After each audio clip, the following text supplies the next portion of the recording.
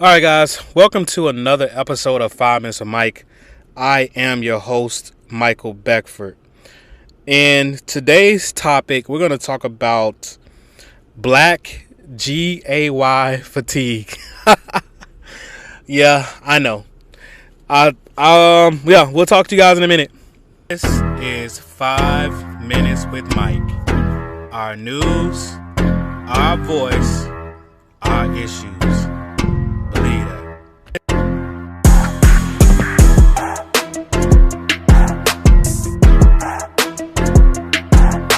What is your attachment style when it comes down to being in a relationship? Attachment style. Okay, let's find out. Let's start here. Very good question. I don't necessarily think attachment styles are the healthiest, and so I try to just be very mindful of how I show up. But if I'm being very honest, Yes. it would be anxiety. Like, Oh, anxious. you would freak Okay. me out if you are doing what I Okay. don't want you to do. I got you. Yes. That makes sense. Okay. My attachment style is like more secure. Like I can, flow. Like I'm okay if you're here. I'm okay if you're not there. Pretty balanced out. So you mentioned that your attachment style is like being secure. Yes. You're okay by yourself. You're okay if we don't check in. I'm also okay if we're together. I'm also Okay. okay if we're spending a lot of time together. I'm my own individual, and I would hope that my partner's their own individual as well too. Okay, cool. Would you consider yourself to be like a very like nonchalant, laid back person? Not at all. Like I'm probably one of the most outgoing people you ever meet. Like right now I'm chill because we're just talking. I don't want to be loud and yell and scream, but I'm all over the place for real.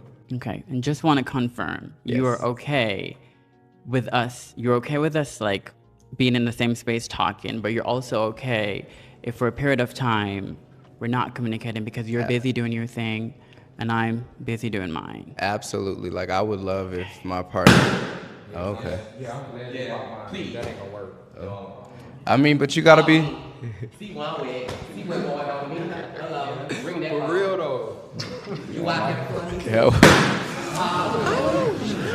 All right. So, not a fan of your answer, apparently. Yeah, I just needed clarity. I mean, while I do respect us being like individual and independent beings, I can't see myself being with a man who isn't like ticked off if he's not hearing from me. Like, I don't care if you're like on $1 million game show. I want you Right. to steal a phone call, find some way to signal to me that I'm thinking of you. I Yeah. don't want you to be okay with not hearing from me. I mean, I feel that. And I think for me, it's more so being secure within myself and being with someone who is secure with their self as well. So if we are away, it's not necessarily a thing where it's like, I need to text you every 5 minutes. But you said your attachment style was anxious. So that means you need someone who's going to be like right next to you. If they're gone and they said, hey, I'm be with my friend, you want that text message to see, what's going on. And I don't think there's anything wrong with that. But I think the problem in our community is we want something so quick, we want everything so microwaved, and we want to be up underneath someone all the time that you don't even get to know someone for real. And that's why relationships don't really last in our community.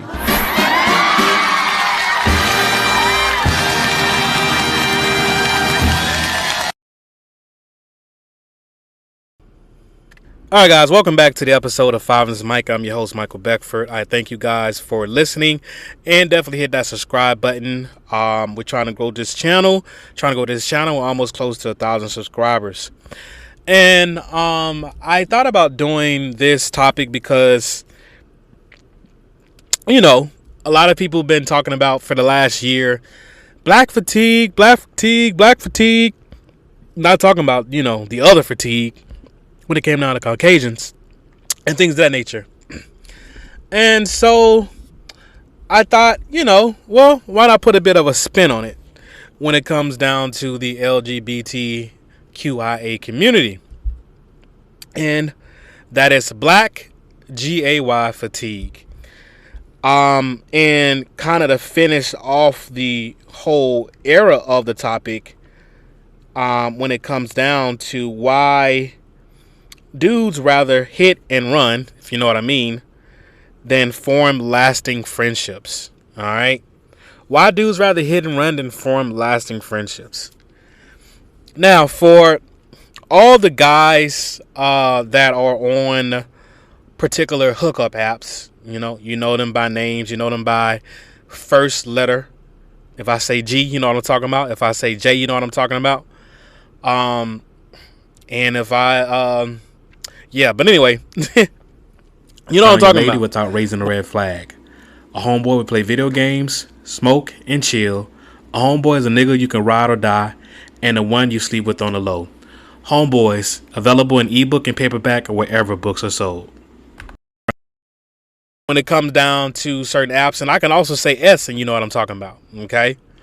Ends with chat. And so you got these, you have these different apps that are, of course, readily available, not just, of course, for the homosexual community, but obviously apps that are available like Hinge, Bumble, and others that are obviously, available for heterosexual community as well. And obviously you also have black.com dating app. I mean, they send me freaking messages all day long. I'm not even on there like that. But you got Black, that app. It's always on there. They always sending me stuff. BLK, which is for, all, genders, races. Well, mostly for Black. I'm so sorry. But BLK is mostly for Black, okay? But when it come down to Black, men, women, whatever, okay? Whatever floats your boat, you can find it on there.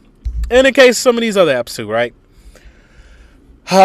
Somebody say, Michael, what's your point? Well, let's get to the point. The point is you have so much access to expediency when it comes down to hooking up with niggas, right?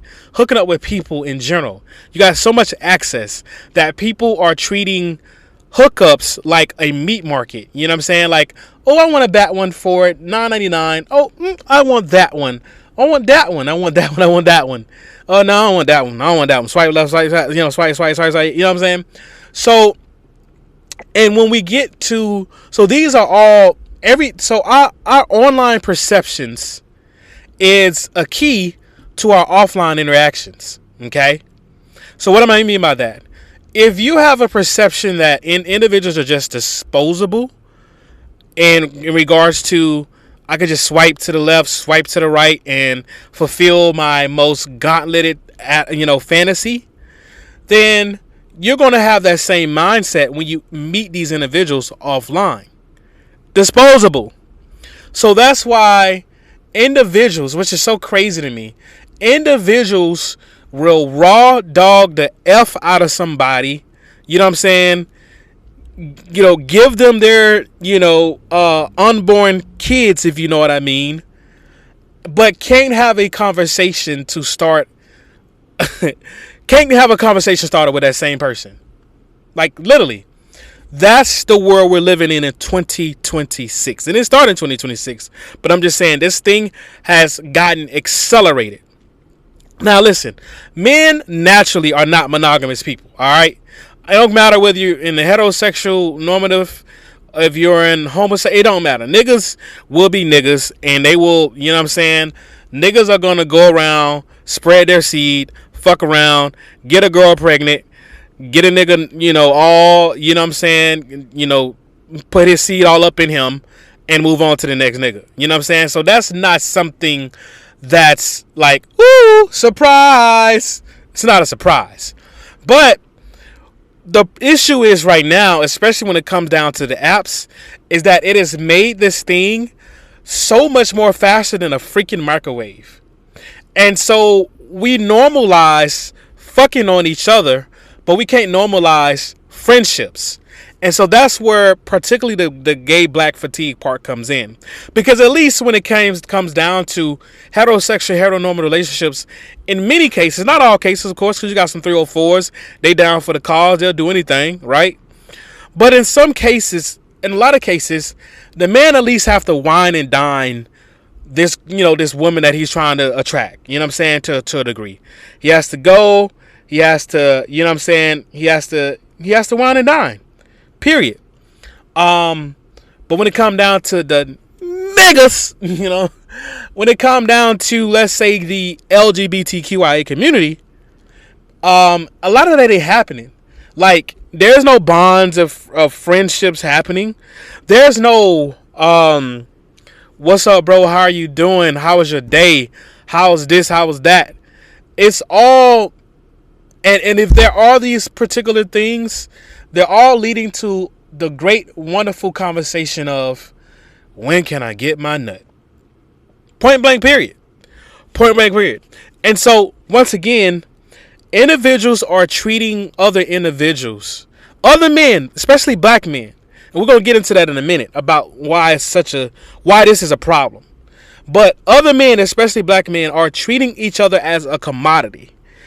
Almost no different than individuals that back in the day, 400 years ago, treated our ancestors coming off that ship. You know what I mean? You know what I'm saying? Almost no different. Now, I'm not making a dramatic comparison with the volatility, with the, you know what I'm saying, the brutality, of course, that took place when it came down to the slave trade. But as far as looking at each other as just a commodity that's disposable, oh yeah, there's definitely a parallel. There's definitely a parallel. And now, mind you, we're all guilty of that. And what I mean by say we're all, I'm going to be the first person to throw the stone at myself, because I am definitely guilty of that to a degree, of treating individuals as just a commodity, as just someone to fulfill my lustful fantasy, versus, you know what I'm saying, creating a bond with that particular individual that can have at the very least, a lasting friendship.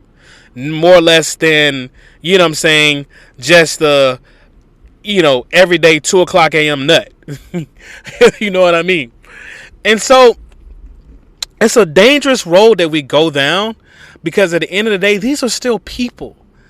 Now, when it comes down to black men are some of the most hated individuals in the world. Period. Hands down. No matter where they're from. The most hated. It don't matter if it's America, South America, Africa, you name it, Dominican Republic, Haiti. Black men, man, that's part of it because of the power that is possessed, and the melanin that is possessed when it comes down to black men, and the change agent ability of a black man that starts in his seed, is the most hated man in the world. Period.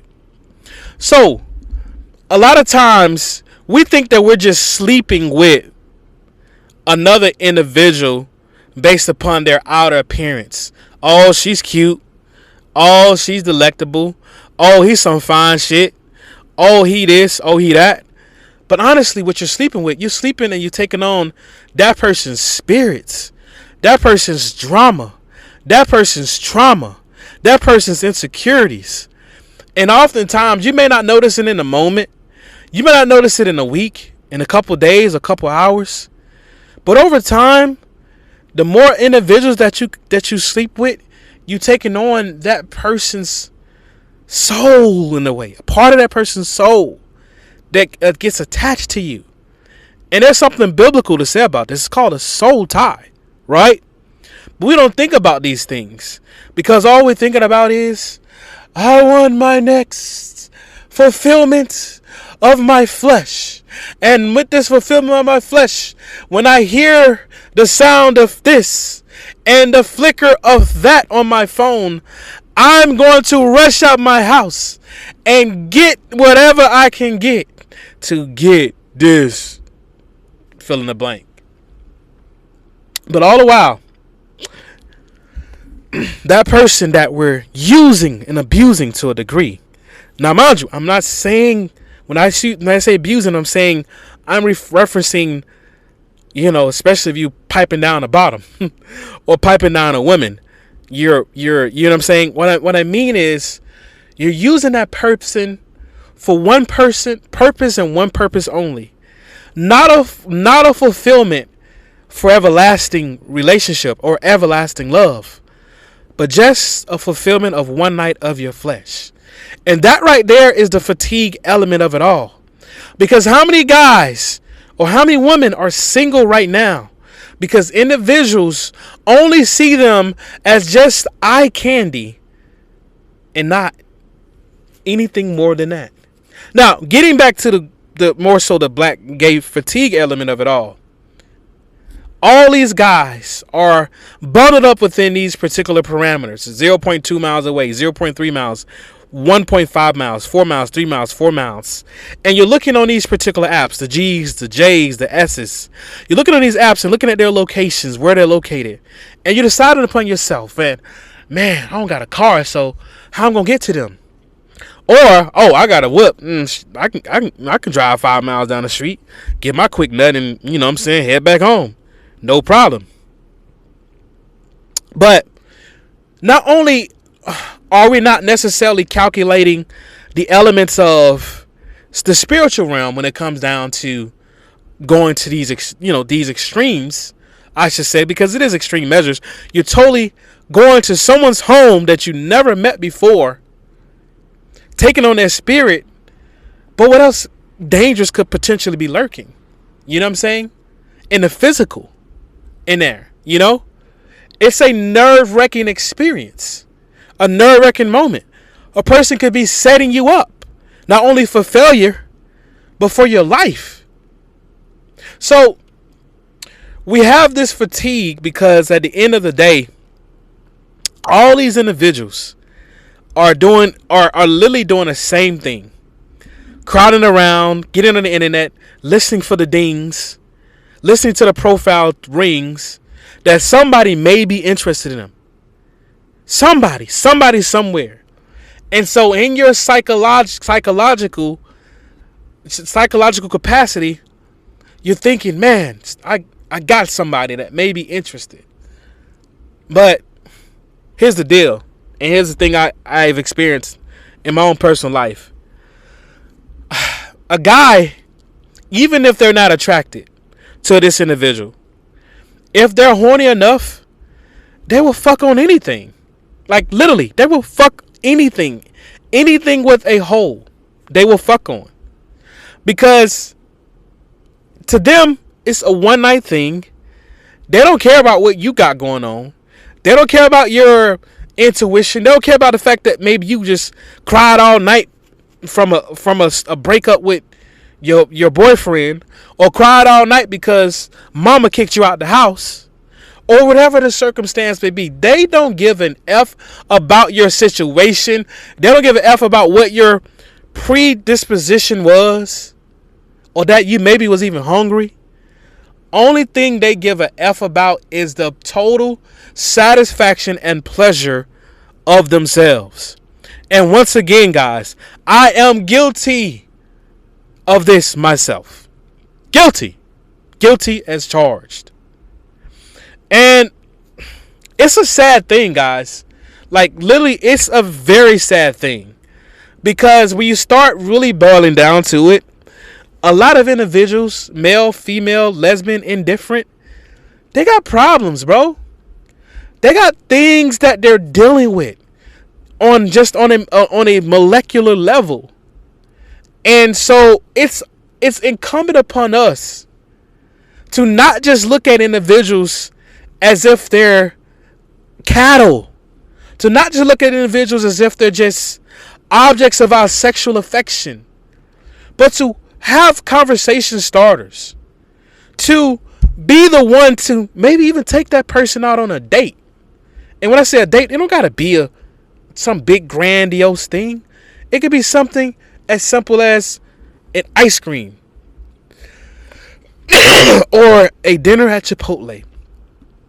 Just to say, man, that you're worthy of being a human being that's worthy of having interaction beyond the bedroom. So this is the fatigue. This is the fatigue. Change the way in which we handle each other as men, women, whoever, whatever your sexual identity is.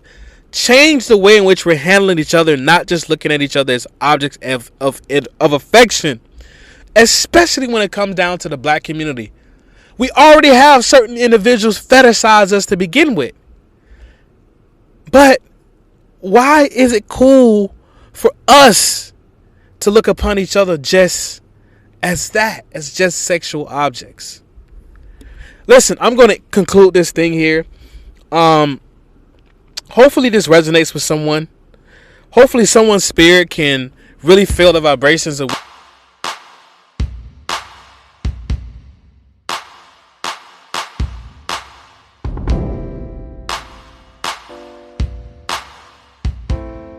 When I feel lonely, when I'm down and out, that the Lord will see me out. When I'm alone and always afraid, He's always there to guide me on my way. When they're cruel to me all the time, Now, more than ever, it's time for us all to speak up, especially times like this. Speak up for your family. Speak up for your community. Speak up for those who have no voice. Speak up for the world. Speak Up Poetry, an anthology of poems by Michael D. Beckford. Speak Up Poetry by Michael D. Beckford. Available on gumroad.com. Get both the ebook and the 16-track poetry album on gumroad.com. Speak Up Poetry by Michael D. Beckford.